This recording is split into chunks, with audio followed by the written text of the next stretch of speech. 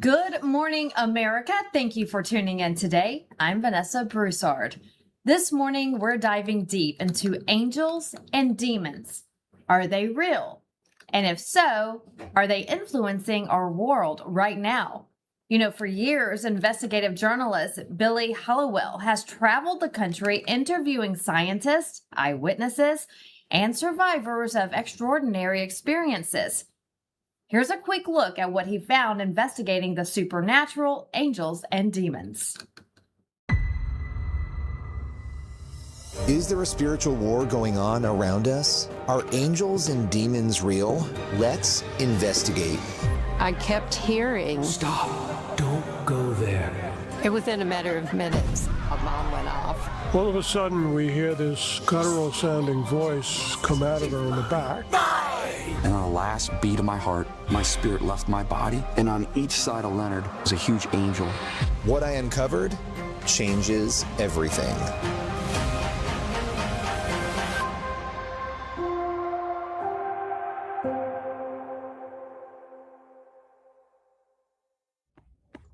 The man behind it all, Billy Hallowell, is with us here this morning. Billy, thank you so much for joining us to tell us your story and also the stories of so many people that you've interviewed. It started as a work assignment, but then it turned into a personal journey for you. What made you take this seriously enough to investigate? Tell us all about the journey. Yeah, the journey has been incredible. And I'll tell you that this is something that started a long time ago. I kind of tried to run away from these stories because I thought, other people can tell them. It really freaked me out, to be honest with you, in the beginning of that journey. I wrote a book in 2020 called Playing with Fire, where I looked at evil from a journalist perspective through a Christian lens. What do Christians believe about evil? What does the Bible say about evil? That was sort of the first step of the journey. And again, I tried to avoid it. I tried to escape it. I did not want to do it. And God just kept putting it in front of me again and again and again, pushing me towards working on that project. And then a few years ago in 2023, Jared Anderson, who's the director of the film series, we connected, and he's with CBN Films, Christian Broadcasting Network. And we were talking about different ideas, and he came up with this incredible series. We were going to do a TV series. And we wanted to hit on all the supernatural things that the Bible talks about: miracles, heaven and hell, angels and demons. And we set out to make a TV show. And what happened was we started looking at miracles, and we got a couple of days into filming and realized this is not a TV show. This is a feature film series. There are too many stories to tell. And so our first film came out in 2025. It was investigating the supernatural miracles. And our new film now, investigating the supernatural angels and demons, has just come out. It is now streaming, and it has been an amazing journey. But the big thing for me is, as a Christian and as a journalist, it's interesting looking at this because a lot of Christians don't want to talk about these topics. We try to we say, oh, well, we believe in it. We believe in it in our minds, but we haven't quite allowed it to permeate our hearts. And so it's an interesting subject matter because there's natural intrigue, but yet people also in the church don't necessarily want to talk about it always. So it opens up some interesting conversations. And I think that might be a newer generation type situation, because I know with the older generation, I have family who's very, I guess you could say, old school, where they believe and firmly believe, and they talk about and have talked about. I remember growing up hearing, some of my elder relatives talk about, angels and demons on earth. And now, like you mentioned, in today's society, it's kind of pushed aside. I think a lot of people say, oh, they're crazy, or they're just, it might be a mental illness, or they're coming up with the story, they're making it up to, just start trending online, or whatever the case may be. But I firmly believe, and I know we'll get to this in a minute, that there are angels and demons living among us. We'll talk about that coming up here in just a little bit. But in this series, you have interviewed and talked to so many different people who have had encounters. Is there one that really sticks out to you? What is the most compelling case that you've come across? There are two that stand out, but one of them, and one is an angel story, one is a demon story. Dr. Richard Gallagher, his story is so interesting. He is a psychiatrist. He's out in New York City, and he is somebody who's Ivy League educated. He teaches at Columbia University. The only reason I bring that up is because he's not somebody on paper who you'd look at and be like, oh, this is a guy who believes in demons, right? You would assume he's super secular.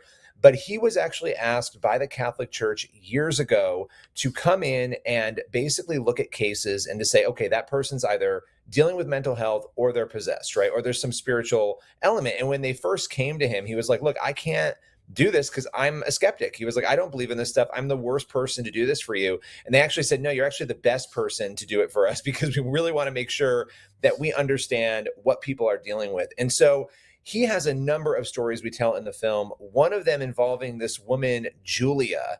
And this particular woman, she was rare in that, and there are people who are in this camp, she worshiped Satan, very literally a Satan worshiper. And because of that, she had certain quote unquote abilities that were pretty shocking and disturbing, and some might say remarkable. These abilities she was getting, he came to believe through demons. So this is a guy who didn't believe, he was a skeptic. As soon as he's interacting with Julia, it was so shocking, he becomes a believer. One example, and I think this is it's almost comical to some degree. He had 2 cats in his house, and these cats never acted up. They never fought. One night he wakes up, before he met Julia, he wakes up, the cats are fighting. He and his wife are like, this is really strange. They separate the cats. The next morning, the priest arrives at his house with this woman, with Julia, and says, hi, I want to introduce you to Julia. One of the first things she says to him is, hey, how did you like what I did with the cats last night? And, so It's those sorts of stories. I mean, this is the stuff that led him into becoming a believer. But really, her story is very sad, and I won't spoil it. We tell it in the film. Not everybody who seeks freedom will find it, because not everybody truly wants it, unfortunately. But he's one example. And then we have some angel examples that are really powerful as well. That's amazing. And, again, going back to what we discussed earlier, starting to get into that now, critics will say this is all superstition. What do you say? Yeah, I think it's interesting when people will say that, and I understand why people say that. On paper, this sounds crazy. It sounds ridiculous. And yet, if you're a Christian, and there are Christians who will say this stuff is not happening too, by the way. I mean, this is not just the secular world. There are people in churches who want to diminish or downplay it, or this stuff doesn't happen anymore.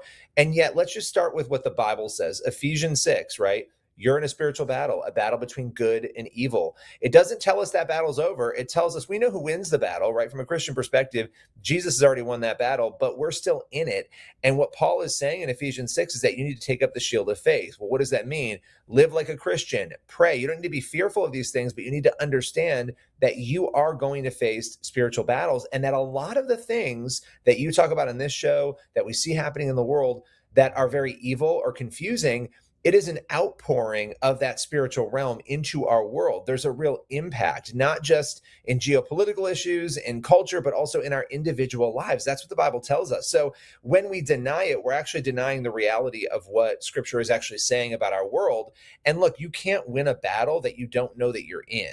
And so if you're in a battle, which the Bible tells us we are, and we're telling people they're not, or we're ignoring it, you really are dealing with a troubling situation in which we're not equipping people, especially in churches, to deal with that. Now, outside of that, let's pull back. For the secularists, the people who don't believe, I'm a natural, I believe, but I'm also very skeptical of stories. If somebody tells me they've encountered an angel or a demon, my first reaction is, well, prove it to me. What are the details that would prove that happened?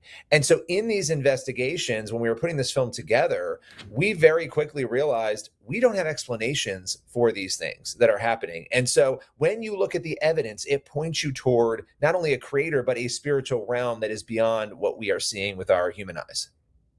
So basically, they're providing the facts, like you mentioned with the cats. The lady comes to the door and asked, how did you like what I did with your cats last night? But I believe those who are faithful truly believe that there are demons and angels. But when you hear someone say, I've encountered this, or I've had an experience with this, your automatic response is, are they telling the truth? So where do you find that line between faith and fact? Yeah. Well, and that's so important.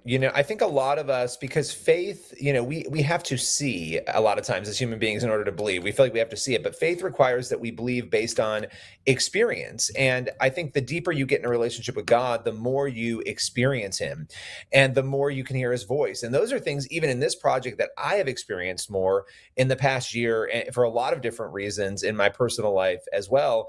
But I think what I love about facts is they point us towards the the truth, right? So it's good to be able to say, we shouldn't be afraid of facts, that the facts are on our side, that when you look at the details, I mean, look, let me give you another example with this Julia woman who was, possessed. Julia was able to tell Dr. Gallagher, hey, the priest, I know where he is right now. I can see what he's doing. And there was an example he gave us, which is not in the film, but I want to share it because I think it gives you, again, an evidentiary experience that you can't really deny. She's telling Dr. Gallagher, hey, they're in the room, they're doing their counseling together. He's walking near the river right now. He's wearing a blue, blazer. She describes everything that he's doing, right? And so Richard Gallagher says, okay, this is ridiculous. He calls the priest. Hey, where are you right now? What are you doing? Every detail to a T, including what he was wearing and where he was walking, she was recounting. That's called automatic viewing. That is something that is a very common experience with people who are dealing with possession, because the demons are actually providing information to them. As crazy as that sounds, they're not actually traveling there. They're getting that information. So when you start to piece this together, even the most ardent atheist is left like, okay, what's your explanation? How else did this person know that information? And so that's where the details and the facts can help us to piece together and corroborate the faith that we claim to believe in. So we've talked about evil. Have you encountered any cases where someone may have passed away, saw Jesus, and then came back to life? Yes. And so what I love about this series, our next film in 2027 is actually investigating the supernatural, heaven and hell. And the entire film will be heaven and hell experiences, near-death experiences. In this film, Angels and Demons, our last story, Bruce Vanetta, is an incredible story. Bruce's journey has a near-death experience where he rises above his body. It also has angels, where he saw angels, and it also has a healing, a miraculous healing. So he's kind of got the trifecta. Most stories don't have all of those things. But I'll tell you, with Bruce's journey, he was actually crushed under a semi-truck. Like, this truck fell on him and he should be dead. There is no reason he's alive right now. He had a near-death experience, rose above his body, and he was looking down. And what he says he saw when he looked down were these two angels putting their hands on his abdomen where he had been crushed. And he truly believes that those angels healed him. Now, people can say, well, Bruce is making this all up. This sounds ridiculous. They can say all the things that critics are going to say. Here's the wild part about Bruce's story. He was able to identify the two people who walked through the back door of that building, not only identify who they were, what they looked like, what they were wearing. And the scene you're seeing right now actually is from the film that telling his story. He was able to identify all of that. The only way that Bruce would have known those details and who those people were is if he were 15 feet in the air above his body, because he was trapped dead under a semi-truck. So again, you have these details that corroborate what these people are saying they experienced. And so that's just one of those stories. But yeah, the next film is going to dive deep on near-death experiences. Well, you'll have to come back on the show when that one comes out, because I really want to hear more about that one. So your current film that's out, do you believe, we always hear that there's good and evil in this world, because there are good people who do great deeds every day, and evil people who are out to just cause destruction and divide and everything that, the devil wants in our world. But do you believe people can be influenced or even controlled by something demonic? Absolutely. I mean, we see this in scripture, and it's interesting. All of the cases we encounter in scripture of this are full possessions. Those are much rarer, where somebody has lost complete control, where a demonic entity can take control over their body and force them to do things, and they're no longer lucid during those experiences. But what the Bible talks about a lot more, I think, or maybe not a lot more, but a little clearer, is something we might call oppression, where you're facing spiritual warfare, where you're facing difficulties. And this is a complex issue, but there are certain habitual sins. There are certain issues that might open us up to this. There are the clear things like, okay, worshiping Satan, that's going to open you up to problems. Ouija boards, going to psychics, these things that we're told not to do in scripture that a lot of people will do. These are doors that open.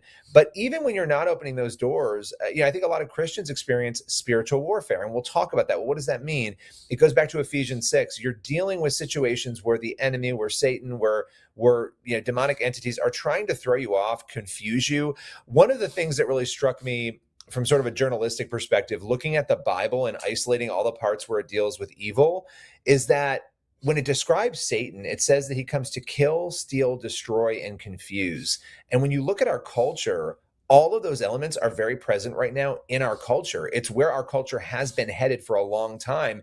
And we see those things manifesting in our lives. And so when we see that, or when we feel that heaviness or that oppression, the solution is to dig into our faith. Ephesians 6 tells us, be a Christian, pray, read the Bible, be equipped, take up the shield of faith. We overcomplicate this. But yes, people can absolutely be affected by these things, and we should not be gripped by fear, but we should honestly be following our faith to overcome that. Absolutely. And these people that you've interviewed, I know they all have stories that have facts that back up their claims. Are you seeing some consistency with different people's experiences? So for example, you told us stories of the cats, not specifically another story about cats, but something very consistent where you say, wait a minute, this is happening in multiple situations. Yeah, one of the things that really disturbed me when people were dealing with more extreme issues, like I'm talking possession, or they believed that they were almost possessed, they were really dealing with intense spiritual issues. This was not a pattern I was looking for. And we don't address this heavily in the film, but it's something we see in these cases. And it's suicidal ideation. This idea that a lot of these people are overtaken. This goes back to Satan comes to steal, kill, and destroy. They're overtaken with an urge to end their lives. It's something that I saw again and again and again in cases, to the point where it disturbed me. There was one case, Amy Stamatis, who we don't feature in the film, but I feature her in my book, Playing with Fire. And she was a completely healthy person who was a churchgoer, and that's what made her story very interesting. But she became completely obsessed with ending her life. She had what they thought was a mental health breakdown. She dropped herself out of a second-story window to try to end her life. She is paralyzed from the waist down still to this day, and went through a deliverance, which is a healing. And it's a crazy story, but people being obsessed with ending their lives, that was something that really stuck out to me. I think the other pattern that's important, and this is why as Christians, we should be discerning, skeptical, but also open. A lot of people feel like they can't share their stories, whether it's a miracle story, whether it's a story about angels and demons, because they're worried that people aren't going to believe them, even people in the church. And they're met sometimes with disbelief. And so what do? You don't share. And that's something we just want to be very careful of. We want to make sure we don't limit God and what he is doing today, especially on the healing front. So those are the two things I would say that really stand out to me on this topic. I have to ask you this, and I don't know if I'm sure you have come into contact with these people, mediums. Are you seeing some similar stories? If you've talked to mediums in your career, and any similar stories? I've met one, and what this person had told me, and because I've had some, loss in my life, we all have. This person, I just met them instantly, and they knew my story without knowing my name, who I was, anything. They just met him for the first time at dinner one night with some friends, and he could tell all about my past and loved ones in my past, and dogs, animals in my past. And so what's your experience with mediums? So this is interesting, and people may not want to hear this. And so I'm going to say it, and they're not going to want to hear it.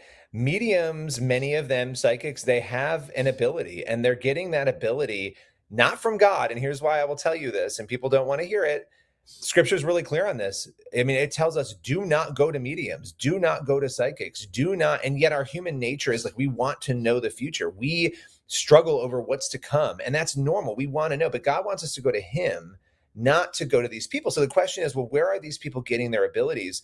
I would actually forward people to a great ministry. It's called Ex Psychic Saved. It's Jen Niza. She's a former psychic medium who became a Christian, and she will unpack for you and talk to you about where that information is coming from. So your experience, I mean, I've seen this before in talking to mediums. They absolutely do have information, but they're getting that information just like the remote viewing. It's interesting.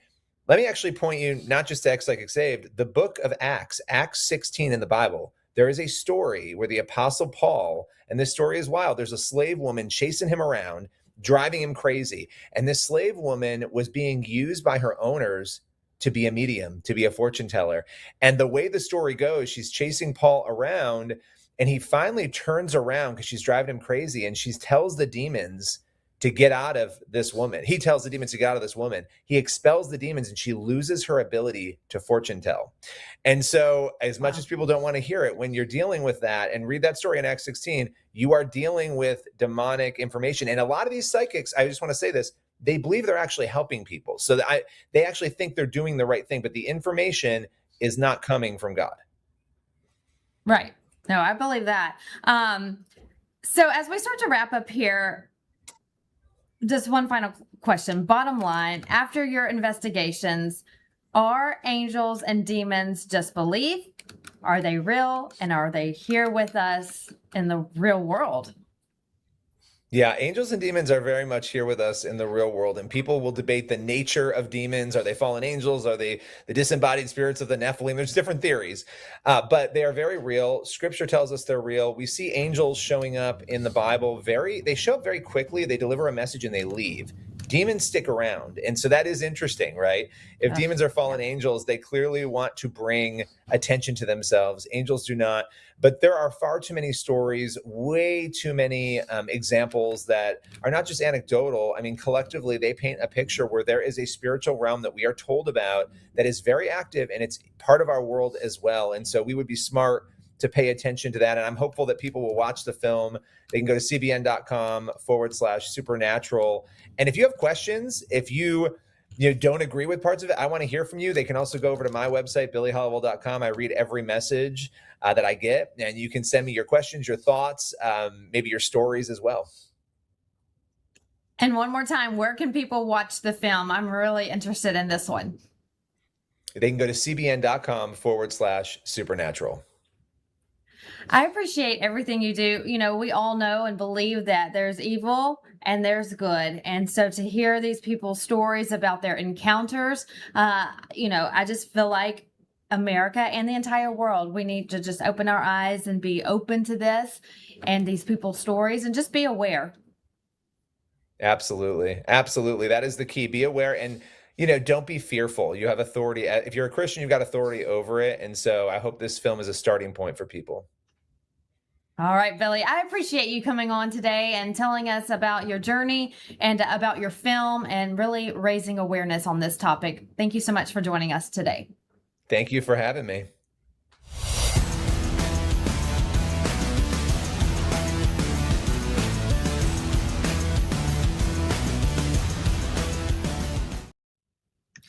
President Trump has been very active on social media this past weekend, covering a variety of topics, and we're going to break down all of his posts for you this morning, starting with the war in Iran. The president making it clear it's nearing an end. He posted this over the weekend. We are getting very close to meeting our objectives as we consider winding down our great military efforts in the Middle East with respect to the terrorist regime of Iran. Then he goes down a list of what they have accomplished. Number one, completely degrading Iranian missile capability, launchers, and everything else pertaining to them. Number two, destroying Iran's defense industrial base. Number three, eliminating their Navy and Air Force, including anti-aircraft weaponry.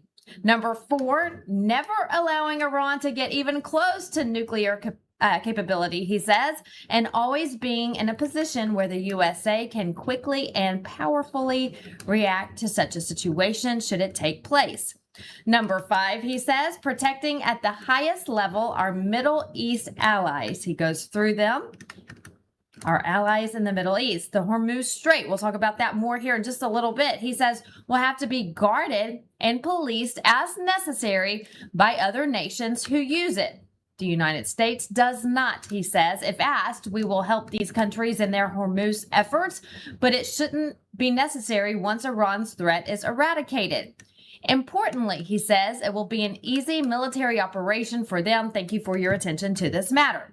Now, this one's very important too. This next post he put out on Iran. This was on Saturday at 6:41 p.m. The president posted this. If Iran doesn't fully open without threat the Strait of Hormuz within 48 hours from this exact point in time, the United States of America will hit and they will take care of their various power plants, starting with the biggest one first. Most of those in all caps. especially that timeline, 48 hours. Notice the timestamp, 6:41 p.m. That was on Saturday. Today is Monday. The 48-hour deadline was approaching at 6:41 p.m. tonight. But this new breaking post just minutes ago from the president says this: I am pleased to report that the United States of America and the country of Iran have had over the last 2 days very good and productive conversations regarding a complete and total resolution of our hostilities in the Middle East. Based on their tenor and tone of these in-depth, detailed, and constructive conversations, which will continue throughout the week, he says, I have instructed the Department of War to postpone any and all military strikes against Iranian power plants and energy infrastructure for a 5-day period, subject to the success of the ongoing meetings and discussions. Again, thank you for your attention to this matter. Now, the closure of the strait has caused gas prices to skyrocket. The U.S., as you know, we've reported this, is not dependent on Iran for oil, but 20 to 25% of the world's oil travels on tankers through the strait. So any threat there can cause issues worldwide, and we're seeing it right now. Gas prices today up to $3.94 a gallon nationally, and that's up $1 per gallon from just a month ago. The president has called on allies to help secure the strait so ships can move through. It's not happening fast enough for him. So that's where the deadline had originally come in. Here's more from the president. You said opening the Strait of Hormuz is a simple military maneuver. Very simple. Yeah, but what did you mean by that? It's a simple military maneuver. It's relatively safe, but you need a lot of help in the sense of you need ships, you need volume. And NATO could help us, but they so far haven't had the courage to do so. And others could help us, but, you know, we don't use it. You know, at a certain point, it'll open itself at a certain point. But we've defeated the enemy, and they are an enemy. They're a sick group of people. The leadership is gone, the Navy is gone, the Air Force is gone, the anti-aircraft equipment that they have, the radar they have is all gone. Everything's gone. The strait itself, the actual strait, how are you?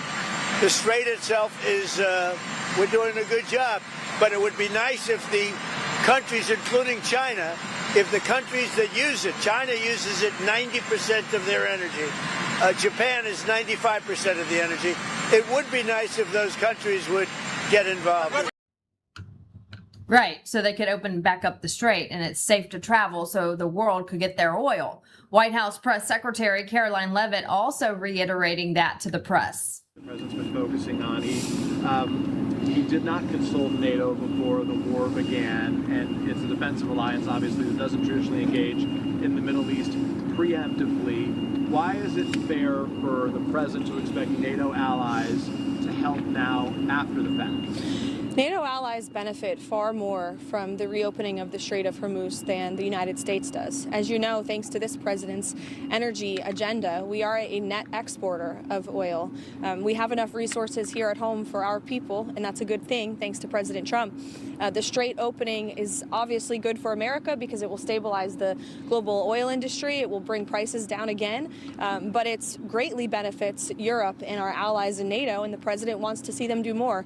Look, I think you guys know this. One of the president's guiding principles is fairness, and he's long called out NATO for being what he believes sometimes an unfair alliance for the American taxpayer and our American military. You look at the billions of dollars we spend housing U.S. troops on the soil of our NATO ally countries. That's a benefit to them because it serves as a deterrent from our adversaries around the world. If you look at our unfair trade deals with many of our NATO allies, the president and his trade team have obviously worked to rectify those new trade deals with the UK, with the EU. The president wants all of our alliances to be fair for the American people, for the American taxpayer, and I think he's right to call on them to step up and do more in this time. So to wrap it up, again, breaking news this morning, positive talks with Iran over the weekend, a 5-day pause on striking power plants as successful negotiations are taking place. In another Truth Social post, the president hammering down on the Democrats causing the Department of Homeland Security's partial government shutdown. The Dems refuse to fund DHS because they don't like the wonderful job our ICE agents are doing all across the country. You know, they're just doing their job. They're rounding up the illegals and deporting them. So everyone is being affected in the department, including TSA agents. The president posting, the radical left Democrats have hurt so many people with their vicious and uncaring ways. What they have done to the Department of Homeland Security, our fantastic TSA officers, and most importantly, the great people of our country is an absolute disgrace. If the Democrats do not allow for just and proper security at our airports and elsewhere throughout the country, ICE will do the job far better than ever done before. The fascist Democrats, he says, will never protect America, but the Republicans will. Just like the radical left allowed millions of criminals to pour into our country through their ridiculous and dangerous open border policy, the Republicans closed it all down, and we now have the strongest border in American history. Likewise, he says, I look forward to moving ICE in on Monday and have already told them to get ready. No more waiting, no more games. And then he signs at President Donald J. Trump. We are getting word at this hour, ICE agents are being seen all over the country at airports today. So he is living by his word. He put the ICE agents at airports and they are there helping with this chaos. Look at that. Lines, I'm told, over 6 hours long just to get through security. And people are missing their flights for having to stand in these lines. We're hearing 3 hours in some cases. Again, 6 hours just this morning. In other cases, lines are wrapped around baggage claim areas, even out the door into parking lots. It's just insane. TSA agents went through a shutdown, as you remember, late last year. And now another one. Secretary Duffy telling Fox News there are many now on the verge of quitting due to the Democrat political games. So I think as we look forward to Friday, that's when the next paycheck should come. And if this Homeland Security funding isn't resolved, I think you're going to see more TSA agents as we come to Thursday, Friday, Saturday of next week. They're going to quit or they're not going to show up. A lot of the starting salaries at TSA, they're right around $50,000. So if you live in, one of the big cities of America, LA or New York or Miami, it's hard for these individuals already to make their ends meet, but without getting paychecks, it's even that much more challenging. And so they're going to take other jobs to put food on the table and pay the rent. So I do think it's going to get much worse. And as it gets worse, I think that puts pressure on the Congress to come to a resolution. Democrats have to say, you know what? We're not going to defund this. We're going to actually work together, have some common sense reform that the president will work with us on. And, let's get America working again. And the last thing you want as you travel is to deal with political fights at the airport. Let that stay in Congress, but don't extract pain out of me and my family as I'm trying to just go to Florida and get some sun on my bones during spring break with my kids. That was actually an interview on ABC News. So now, with all of this chaos, the American people have been very vocal for Congress to do something. The American people say, wait, this isn't fair. If we're not getting paid, then Congress shouldn't get paid during a shutdown. So now a bill has been introduced that Congress doesn't get paid during government shutdowns. That's how it should be. Here's Senator Rick Scott with a story of a complaint on the proposal from the Democratic side. Democrat members of the United States Senate, these are our fellow citizens. These are patriotic people who made the decision to serve our federal government, and you are torturing them. Meanwhile, every Democrat senator who voted to start this shutdown is getting paid. Now, the average salary of a TSA agent is around $50,000, Mr. President. Your senators make $174,000. And while the folks at TSA are working-class Americans fighting every day to live their dreams, the average net worth for a Democrat in the Senate is nearly $3 million.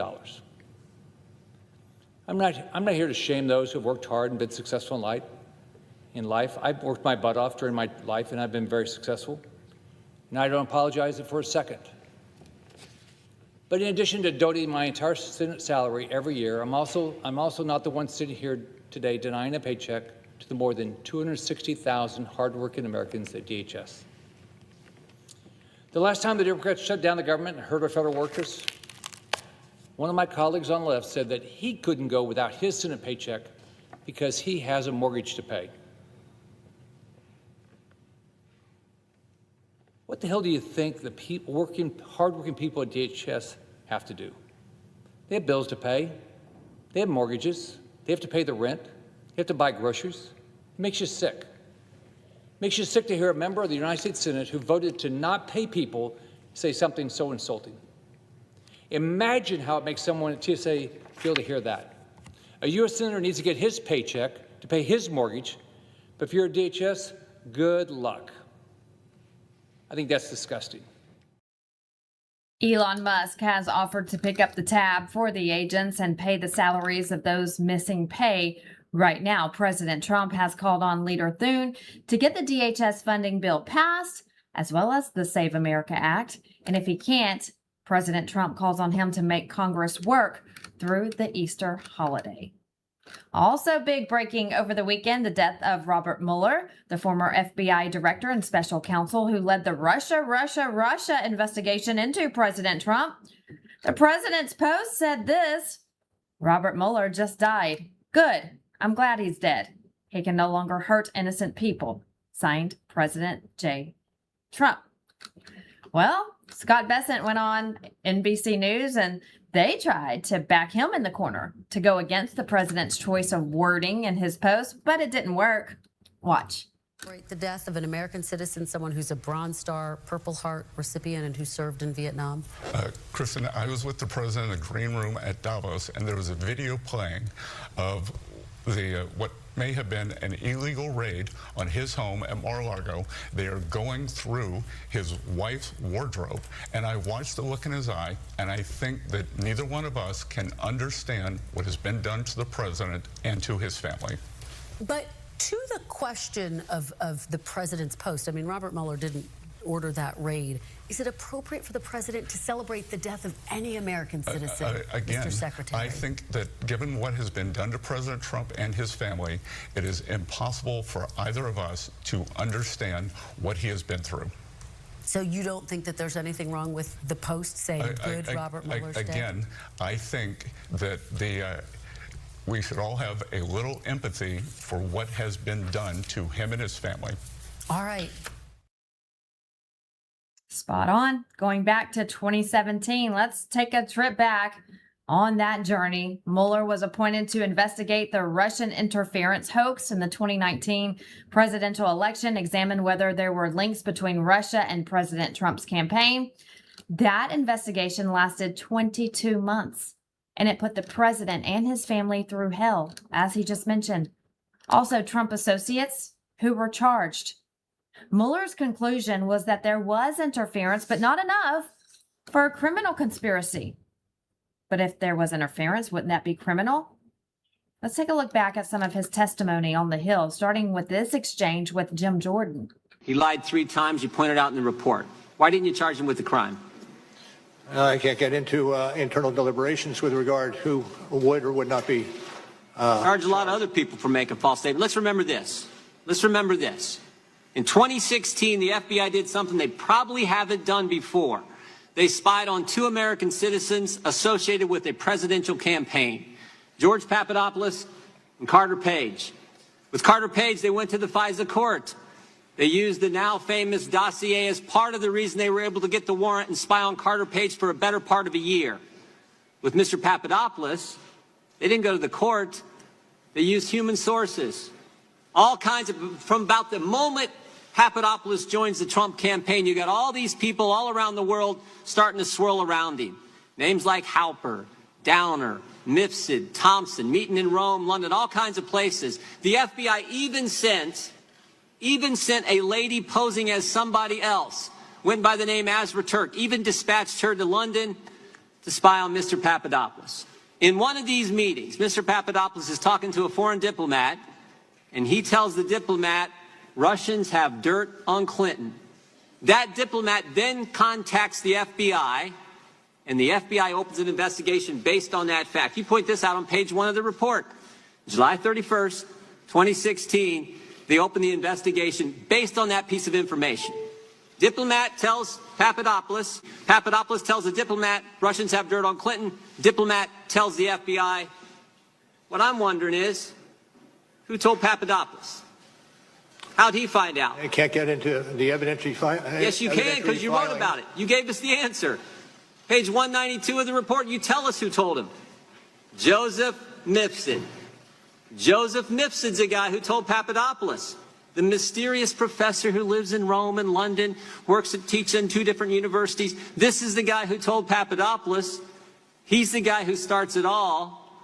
And when the FBI interviews him, he lies 3 times, and yet you don't charge him with a crime. You charge Michael Flynn, a 3-star general, with false statements. But the guy who puts the country through this whole saga, starts it all for 3 years we've lived this now, he lies, and you guys don't charge him. And I'm curious as to why. Well, I can't get into it, and it's obvious, I think, that we can't get into charging decisions. FBI interviews him in February. When the special counsel's office interviewed Mifsud, did he lie to you guys too? Can't get into that. Did you interview Mifsud? Can't get into that. Is Mifsud Western intelligence or Russian intelligence? Can't get into that. A lot of things you can't get into. Remember that? What about this one? This exchange with Representative John Ratcliffe. Is that fair? Yes, sir. All right. Now, in explaining that special counsel did not make what you called a traditional prosecution or declination decision, the report on the bottom of page 2 of volume 2 reads as follows. The evidence we obtained about the president's actions and intent presents difficult issues that prevent us from conclusively determining that no criminal conduct occurred. Accordingly, while this report does not conclude that the president committed a crime, it also does not exonerate him. Now, I read that correctly? Yes. All right. Now, your report, and today you said at all times the special counsel team operated under, was guided by, and followed Justice Department policies and principles. So, which DOJ policy or principle sets forth a legal standard that an investigated person is not exonerated if their innocence from criminal conduct is not conclusively determined? Can you repeat the last part of that question? Yeah. Which DOJ policy or principle set forth a legal standard that an investigated person is not exonerated if their innocence from criminal conduct is not conclusively determined? Where does that language come from, Director? Where is the DOJ policy that says that? Can you, let me make it easier. Go ahead. Can you give me an example other than Donald Trump where the Justice Department determined that an investigated person was not exonerated because their innocence was not conclusively determined?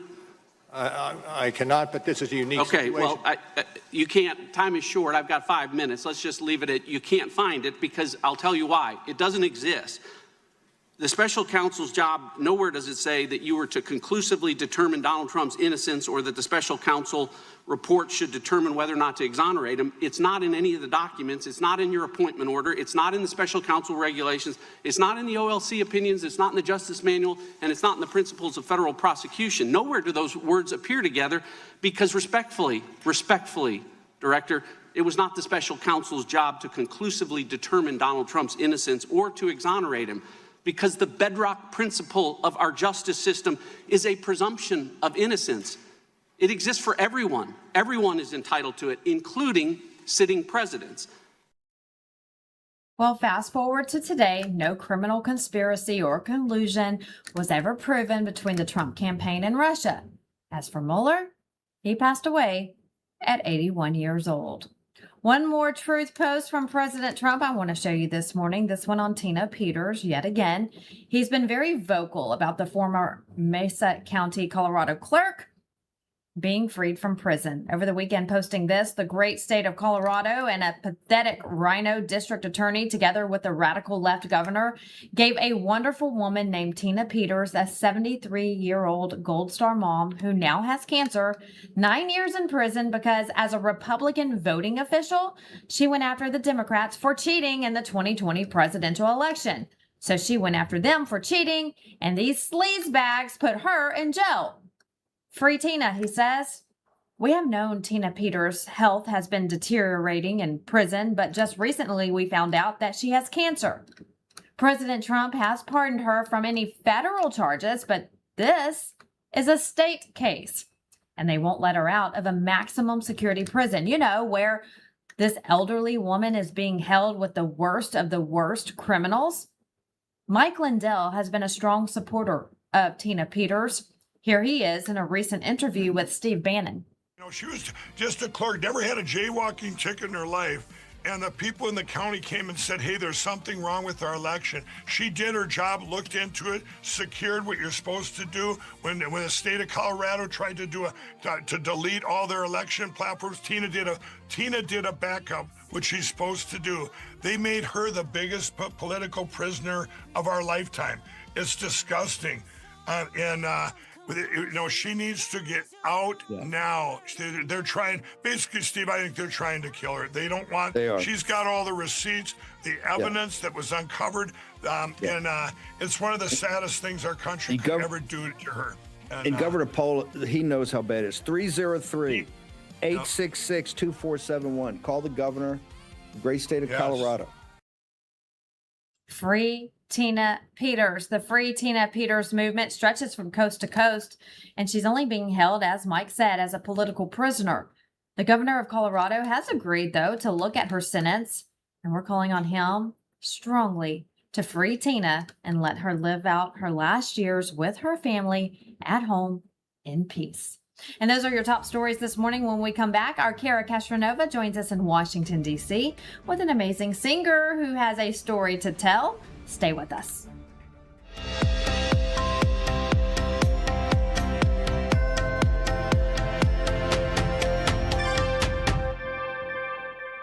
For the first time ever, we're bringing you MyPillow mattresses and mattress toppers for as low as $99.98. Remember, sleep's all about temperature and pressure points. Whatever sleep needs you have, we have the right technology for you. Like our MyPillow mattress topper, our queen size has over 10,000 individual comfort supports to help relieve your pressure points. And how about our 3-inch Hybrid Plus mattress topper? It's infused with copper and silver to help your body get the restorative sleep it needs. And our MyPillow and Case Coil mattresses, I personally helped develop these mattresses to make sure they have everything needed to give us great sleep. Plus, they're made right here in the USA, and they ship right to your front door, absolutely free. So go to MyPillow.com or call the number on your screen. Use this promo code to get MyPillow mattresses and toppers for as low as $99.98 and free shipping. Have you ever noticed how complicated it is to get your medication? When you're not feeling well or you're running low on something, it turns into a whole process. You call the doctor, your appointment's days away, you sit in the waiting room, then you stand in line at the pharmacy, and sometimes they don't even have it. That's the old system. It is slow, it's frustrating, and it doesn't have to be that way. That's why I've been telling you about All Family Pharmacy. My family loves it, and I use them myself. You go online, you choose what you need, you fill out a short medical form, and one of their licensed doctors reviews your request. If it's appropriate, they write up the prescription, and it ships straight to your front door. This is how healthcare should work. If you believe in being prepared like I do, this is one of the smartest moves you can make. Go to allfamilypharmacy.com/Lindell. Use the code Lindell10 to save 10% today.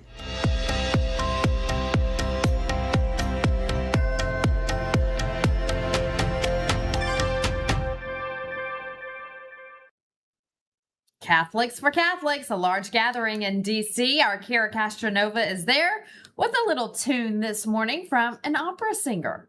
Ave Maria.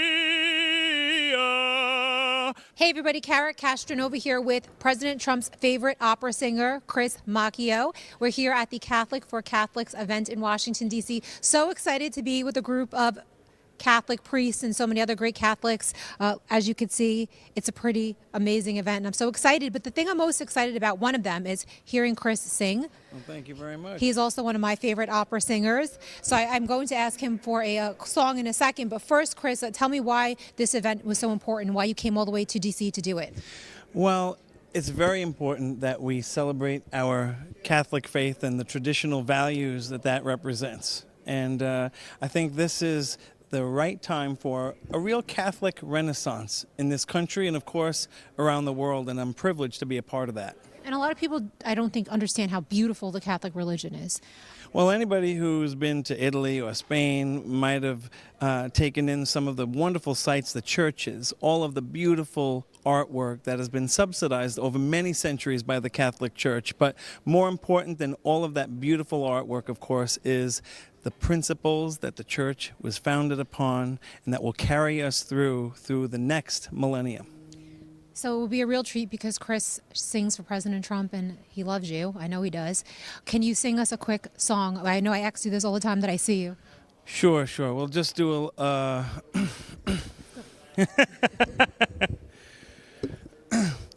Ave Maria, gratia plena, Maria, gratia plena, Maria, gratia plena, Ave, Ave Dominus, Dominus tecum, benedicta frue mulieribus,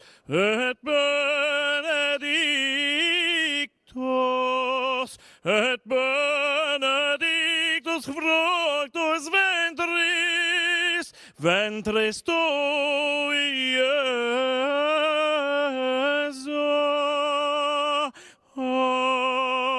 Ave Maria.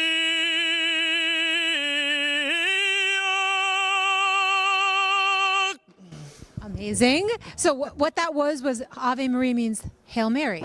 Yes. Hail Mary, Mother of God, is that. It's beautiful. So God bless you. God bless the Catholic Church. God bless America. And thank you for singing that for us. Chris Macchio, where could people... Chris Macchio. Macchio, yes. Fun fact. The guy from The Karate Kid. Ralph Macchio. Ralph, I love you, but you've got to pronounce our name the right way. It's Macchio. It's not Macchio. Ralph, it's Macchio. And you know it and I know it too, but I love you. God bless you. God bless you. Where can people follow you? Chris Macchio, Instagram, X, and of course, Truth Social. Thank you so much, Chris. Thank you very much. Thank you. I was in actually... That was a nice little tune to wake you up this morning. When we come back, another update on our news to go, and we'll take a look at the markets. Stay with us.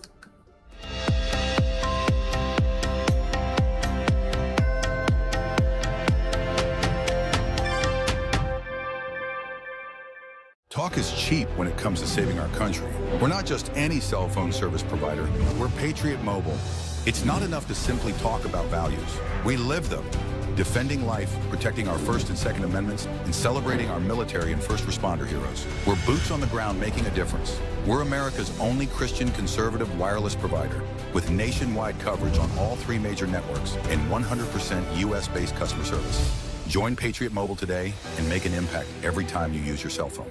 America's founders warned that without knowledge and virtue, no nation can remain free. Yet through the steady infiltration of Marxist ideology, we have been stripped of both, and we are no longer a moral and educated people. To save America, we must spark nothing less than a national renaissance. That's why you need Freedom Talk Magazine, the journal of truth and virtue. We cultivate enlightened thinking and principled living, offering unique insights into the issues and remarkable people defining our world. Sign up today for your free subscription to Freedom Talk Magazine and join the new American Renaissance.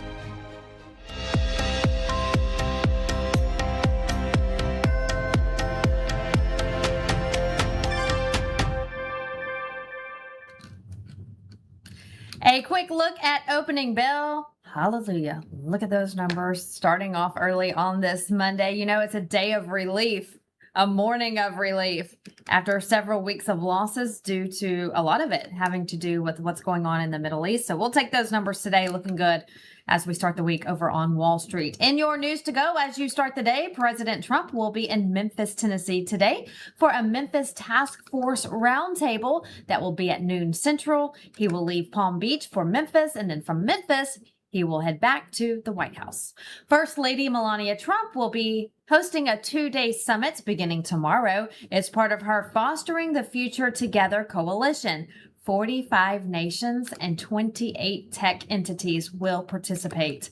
The goal is to empower children through education and technology. Tomorrow's meeting will be at the Department of State. The second day of the summit, on Wednesday, will be at the White House. For these stories and all the news headlines, you can log on to LINDELLTV.com and also download the Lindell TV app. Our daily Bible verse comes from the book of Corinthians. And the Bible says this, for God is not a God of confusion, but of peace, as in all the churches of the saints. Just a reminder, if you're on social media, give me a follow. You can send me a message, follow me.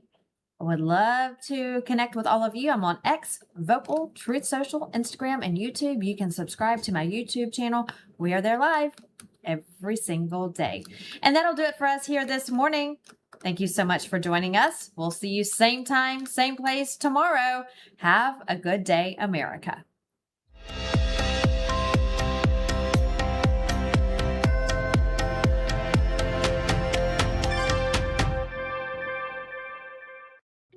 If you want to drop extra pounds, boost energy levels, and reduce swelling in your legs and feet, then this message is for you. Pure Health Research is on a mission to make America healthy again.